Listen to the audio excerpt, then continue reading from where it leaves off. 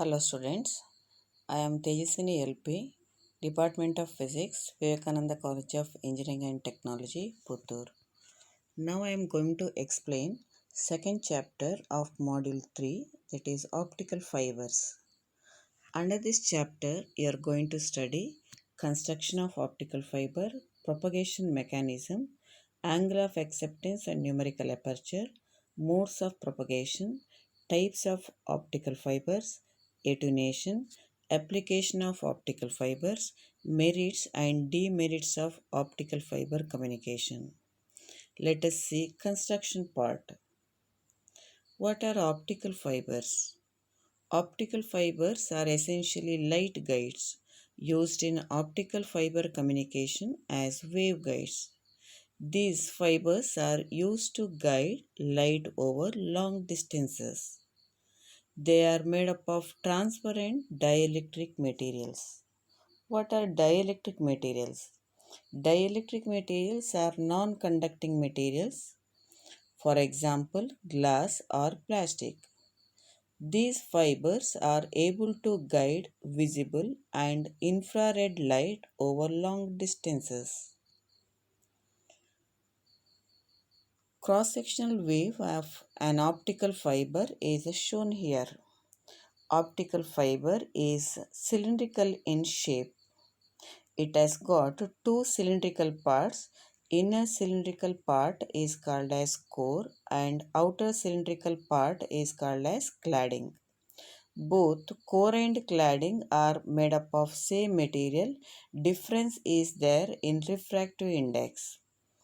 Refractive index of core is greater than that of cladding. If you take refractive index of core as N1 and that of cladding as N2, N1 is greater than that of N2. Cladding is enclosed in a jacket called polyurethane jacket. This jacket is used to protect the optical fiber.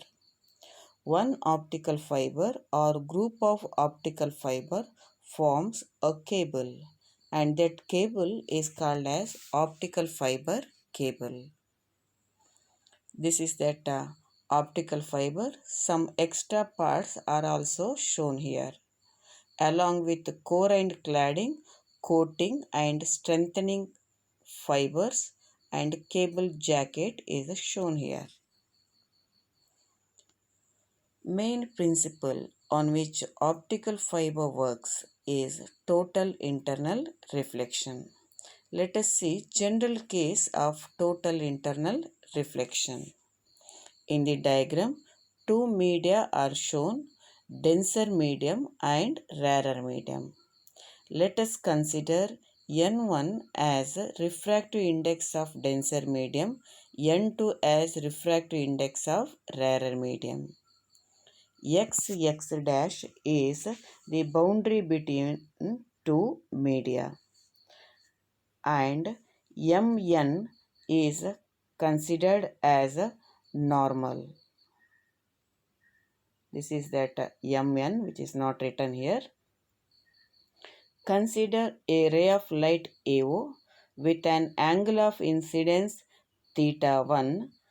This ray bends away from the normal in the rarer medium, and this is the refracted ray, which makes an angle of refraction theta 2.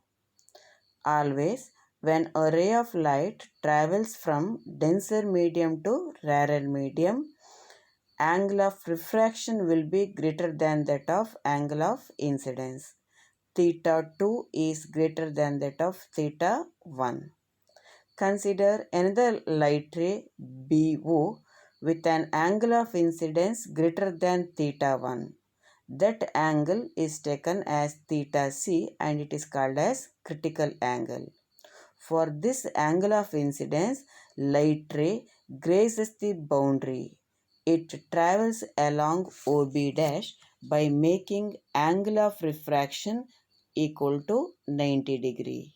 This is that 90 degree. So what is critical angle? So critical angle is the angle of incidence at which angle of refraction is 90 degree. Consider another light ray CO with an angle of incidence greater than critical angle. It is shown here.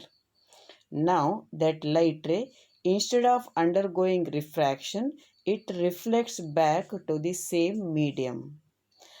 It travels along OC dash, and this reflection is called as total internal reflection. So what is total internal reflection? Total internal reflection is the phenomenon in which light ray travels from denser to rarer medium with an angle of incidence greater than critical angle. Light ray reflects back to same medium. Same phenomenon is used in optical fiber. If you apply Snell's law at O as n1 sin theta 1 is equal to n2 sin theta 2, and by taking theta 1 as theta c and theta 2 is equal to 90 degree, we can arrive theta c, that is critical angle, which is equal to sin inverse of n2 by n1, which is expression for critical angle. Same expression is used for optical fibers also. In the case of optical fiber, N1 is considered as refractive index of core and N2 is considered as a refractive index of cladding, and theta c is a critical angle. We'll see propagation mechanism in an optical fiber. The diagram shown here is a waveguide. Waveguide is a tubular structure through which energy of some sort could be guided in the form of waves.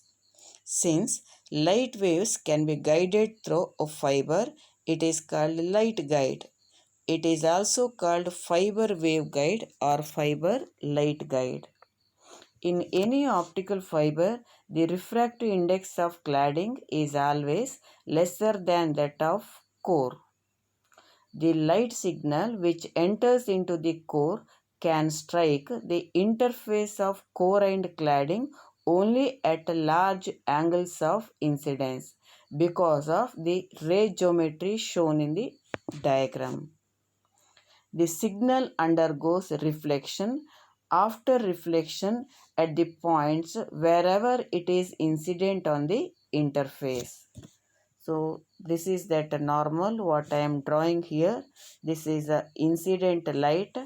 Here angle of incidence theta c, which is greater than that of critical angle. Angle of incidence greater than that of critical angle. So let us see another point. Here also angle of incidence is greater than that of critical angle. Third point, angle of incidence is greater than critical angle. That means in an optical fiber, light ray suffers multiple total internal reflection.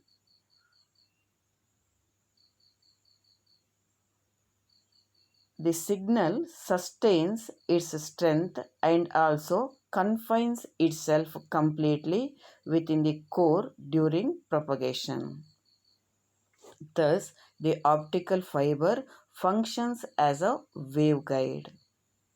The propagation of light continues as long as the fiber is not bent too short.